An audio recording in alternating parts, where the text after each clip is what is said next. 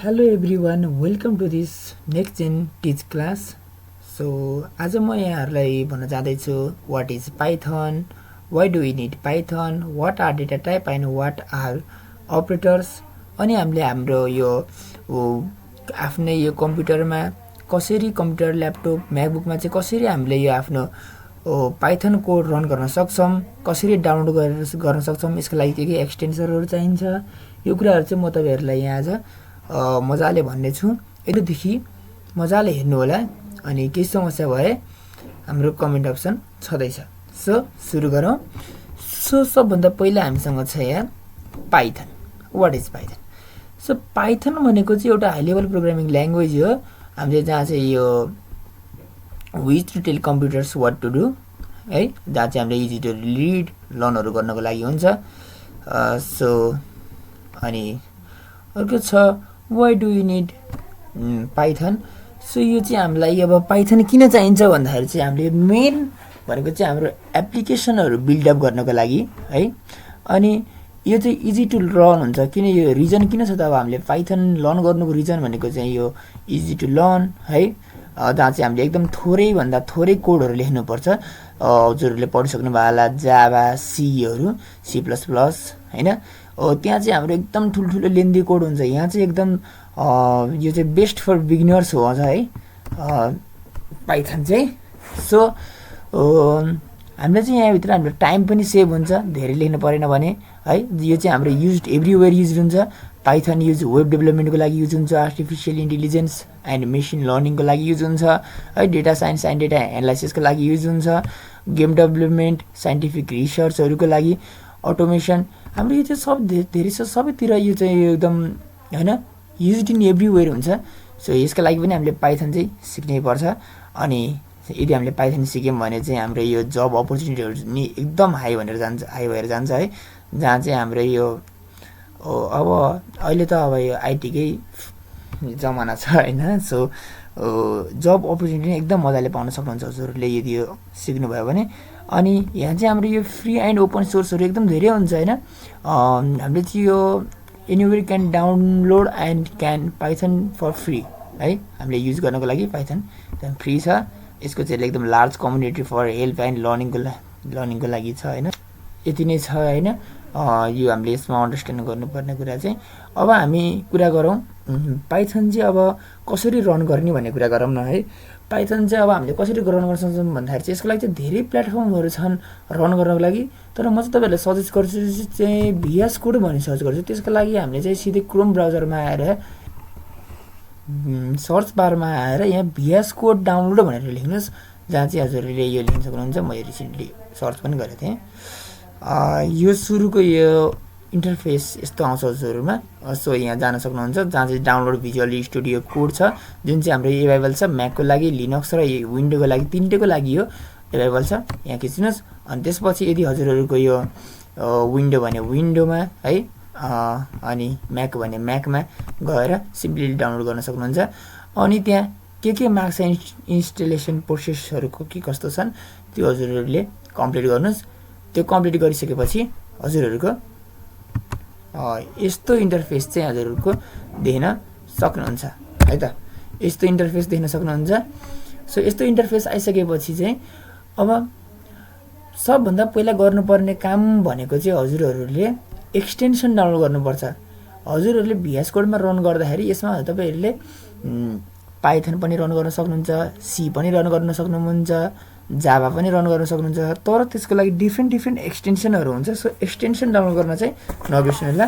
त्यसको हामीलाई Python run गर्नको लागि दुईटा एक्सटेन्सन चाहिन्छ। एउटा छ कोड रनर, अर्को छ पाइथन। सो सर्च गरौँ। हाम्रो यहाँ एउटा छ पाइथन, यहाँ जाऊ, पाइथन भनेर छ एउटा छ हामीसँग,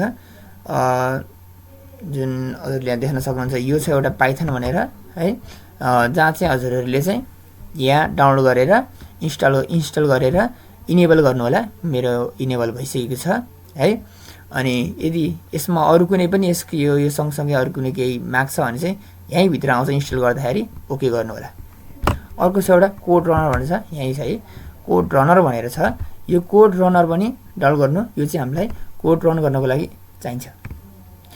अब नेक्स्ट भनेको छ फाइल बनाउनु एउटा। सो एउटा फाइल बनाउनुस् जहाँ चाहिँ हजुरको पाइथन प्रोग्रामहरु हजुरले रन गर्नुहुन्छ।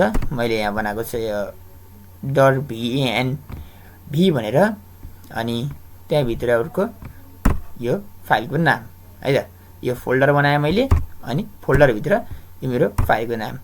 अनि मेक स्योर हजुरहरुले चाहिँ यो पाइथनको एक्सटेन्सन चाहिँ .py मा हुन्छ है, जावाको .java मा हुन्थ्यो भने यसको .py मा हुन्छ। जस्तै वेबको वेबको HTML को .html अनि PHP को .php भने जस्तै पाइथनको एक्सटेन्सन .py हुन्छ है। सो एउटा सानो कोड रन गरेर पनि हेरौँ है हामी यहाँ।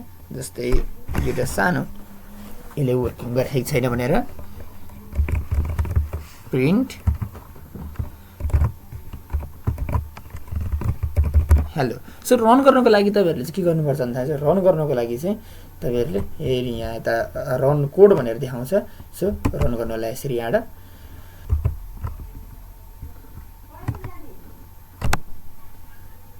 सो हाम्रो यहाँ रन भइसक्यो।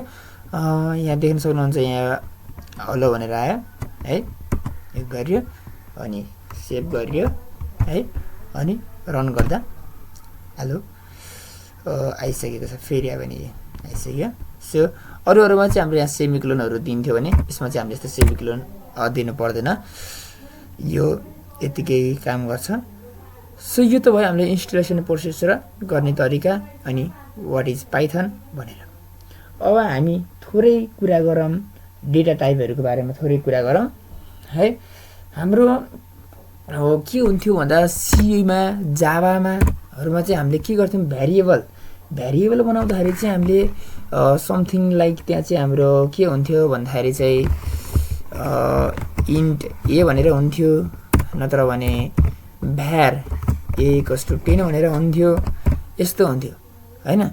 अनि हामीले यो a को भ्यालु मुनि गएर दिए पनि हुन्थ्यो, यतिकै खाली छोडे पनि केही फरक पर्दैन। तर अब फरक पर्छ है, अब चाहिँ फरक पर्छ। अब हामीले यतिकै खाली छोड्न पाइदैन।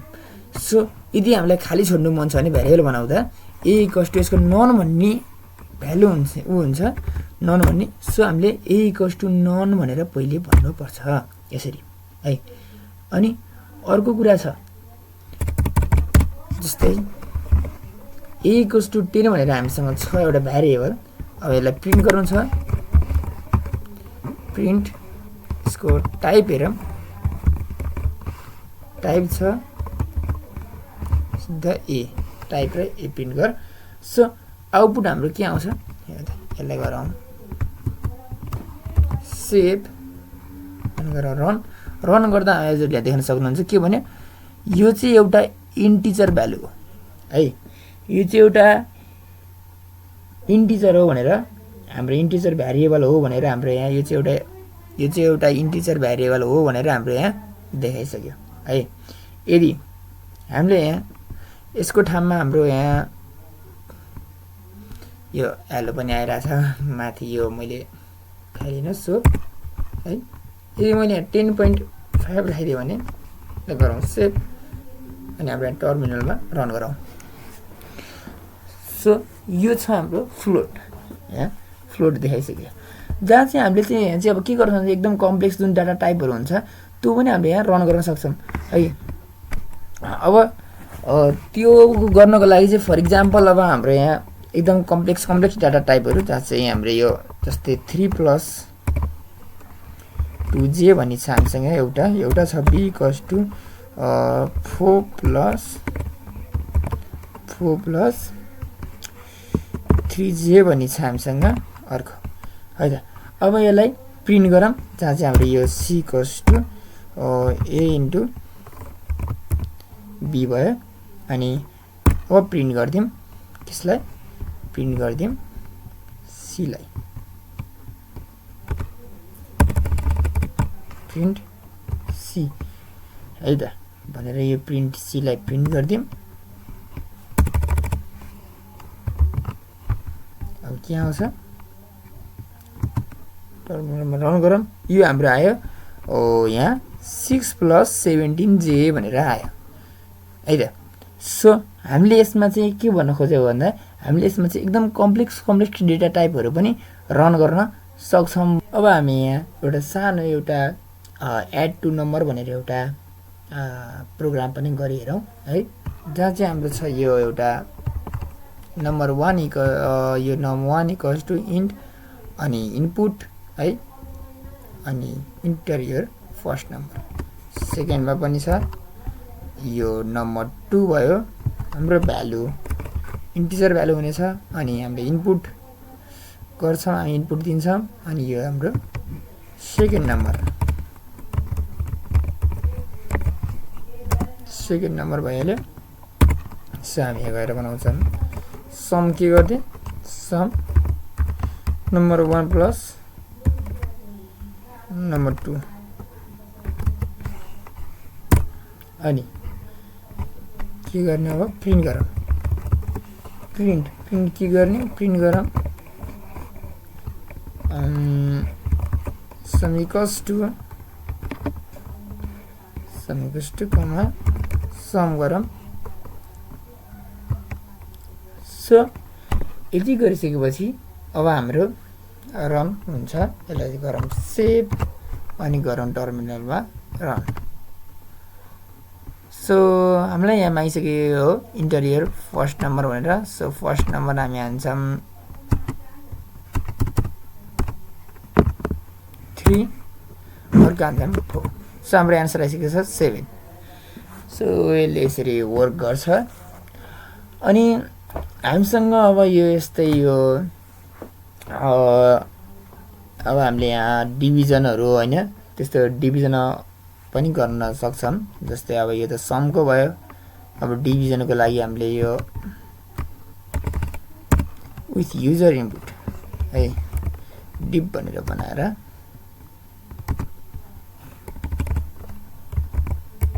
डिभ भनौँ युनिट डिभ इक्वल्स टु भन्यौँ। अब फ्लोर डिभिजन भनेको चाहिँ कस्तो हो भन्दा चाहिँ फ्लोर डिभिजन भनेको चाहिँ यदि हामीले यो कुनै पनि डिभिजन गर्दाखेरि चाहिँ पोइन्टमा नदेखाइदिने, जस्तै पोइन्टमा देखाउने भ्यालु नि पोइन्टमा नदेखाउने। सो त्यसको हाम्रो यो छ हाम्रो युज गर्ने यो हाम्रो अपरेटर्स चाहिँ हामीले युज गर्ने अपरेटर्स यो युज गर्छौँ अनि गरिन्छ। सो त्यसको लागि यसलाई गरौँ सेभ अनि हामीले यहाँ गरौँ रन। हाम्रो यो फर्स्ट नम्बरलाई फर इक्जाम्पल हामीले यदि यहाँ 5 एन्ड 1 फर्स्ट नम्बरलाई सेकेन्ड नम्बरलाई 2 ले गर्यो भने के आउनु पऱ्यो, हाम्रो आउनु पऱ्यो 2। किन 5 डिभाइड बाई 2 भनेको हुन्छ हाम्रो 2.5 हुन्छ। तर हाम्रो पछाडिको नम्बरहरूलाई चाहिँ यो डिभिजन फ्लोर भन्ने जुन छ यो युज गर्दाखेरि चाहिँ पछाडिको नम्बर चाहिँ हाम्रो आउँदैन है त। सो यो त भयो एकदम बेसिक कुराहरू भइहाल्यो। अब यसमा हामीले यही नम्बरमा हामीले मल्टिप्लाईहरू सबै गर्न सकिहाल्छौँ। यसको लागि एकदम यसलाई बुझ्नुलाई एकदम अझै सजिलो तरिका भनेको सिधै हामीले प्रिन्ट पनि गर्न सक्छौँ। एकदम सजिलो तरिका यो प्रिन्ट 2 + 2 गऱ्यो भने पनि हाम्रो 4 त आउने न भइहाल्यो। हेरिहेर यहाँ हाम्रो 4 त आउने भइहाल्यो। अब यसलाई हाम्रो अपरेटरहरू यो सम डिभिजन मल्टिप्लिकेसन सबै छँदैछ। अर्को नयाँ भनेको चाहिँ हाम्रो के हो भन्दाखेरि यदि हामीलाई चाहियो जस्तै अब 4 चौको 16 हुन्छ हाम्रो 4 4 जा 16। अब 4 को स्क्वायर निकाल्नु छ भने हामीले के गर्न सकिन्छ भन्दाखेरि जस्तै 4 को स्क्वायर अब हामीलाई निकाल्नु छ भने यहाँ हाम्रो 4 भयो। हामीले यसलाई यसरी हामीले दुईटा दिएर अब यसको स्क्वायर गऱ्यौँ भने यो हामीले दिनुभयो 16। सो यो हाम्रो 16 भयो है। सो यसरी नै अरू अपरेटर्सहरू पनि हामीले युज गर्न सकिन्छ। अनि सो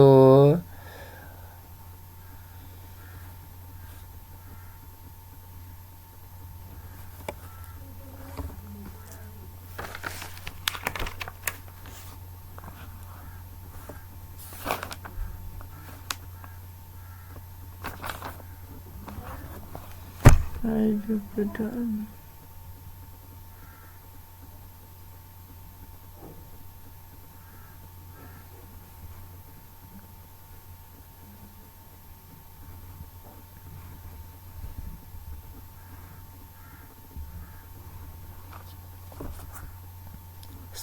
आजको लागि हामी यति नै गरौँ। अब बाँकीका अपरेटर्स अनि यो डेटा टाइपहरू छन् त्यो चाहिँ हामीले नेक्स्ट क्लासमा। सो आजलाई हामी यति नै गरौँ। बाँकीका यो डेटा टाइप अपरेटर्सहरू कुरा चाहिँ हामीले नेक्स्ट क्लासमा गर्नेछौँ। सो नेक्स्ट भिडियो हेर्न चाहिँ नबिर्सिनु होला। सो आज हामीले के कुरा गऱ्यौँ भन्दा कसरी डाउनलोड गर्न सकिन्छ एक्सटेन्सनहरू र सानो प्रोग्रामहरू रन गरेर पनि हेरौँ। सो यदि हजुरहरूलाई भिडियो मन पऱ्यो भने लाइक सेयर सब्सक्राइब गर्न चाहिँ नबिर्सिनु होला। अनि कमेन्ट यदि के बुझेन अझै मैले के भनेको भए चाहिँ हजुरले राम्रोसँग बुझ्नुहुन्थ्यो त्यो भन्नुभयो भने मलाई हजुरहरूको लागि अर्को भिडियो बनाउनलाई एकदम सजिलो हुनेछ। हस्, धन्यवाद।